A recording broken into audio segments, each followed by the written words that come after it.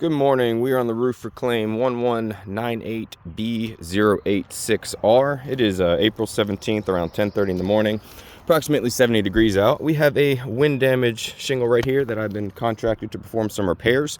I went ahead and just outlined the shingles that need to be manipulated above it to get the fasteners out, 1, 2, 3, and 4.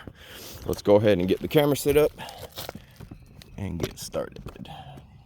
Tools that we'll be using is the standard roof snake as well as the roofer's hatchet. The only other tool I like to use at the start is a painter scraper. This is just used to break the seals. It's a lot less thinner and less abrasive than the roof snake. So we're gonna make sure the damaged shingle is unsealed and the 2 rows of shingles above it.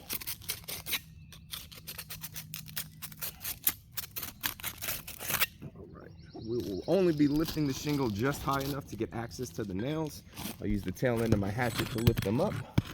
If we run into any issues along the way, such as breaking, creasing, fracturing, things of that nature, I'll note take it as we go and show you close-ups at the end.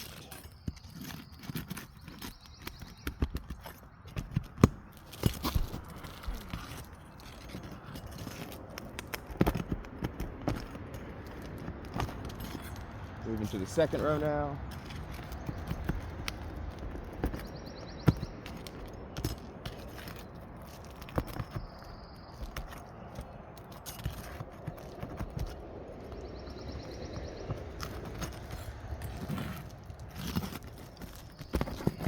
Had a nail pull through on that one, but that's okay.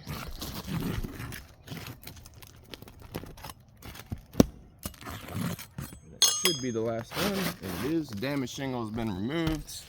We'll be replacing it with the current standard 3-tab. You can get these at any roofing supply store.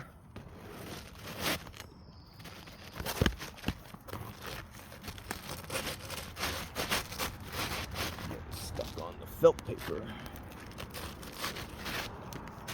There we go.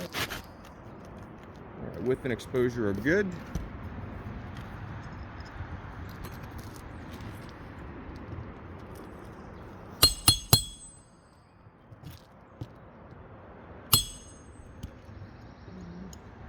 Seeing a little bit of granules flake off as I hit the fasteners back in. Oh, that's a little crooked.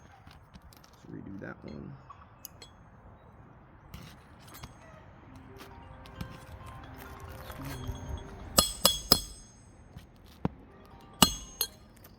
Hey, Raphael.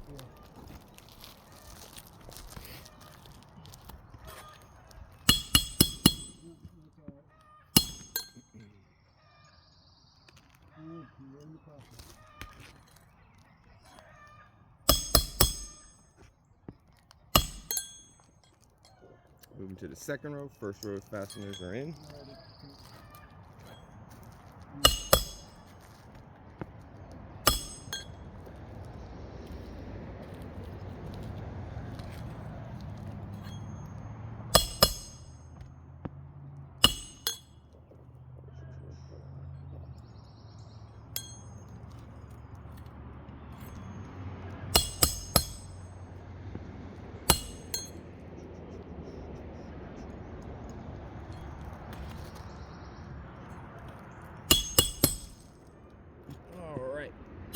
Damaged shingle has been repaired. Let's take a look at the results of it now.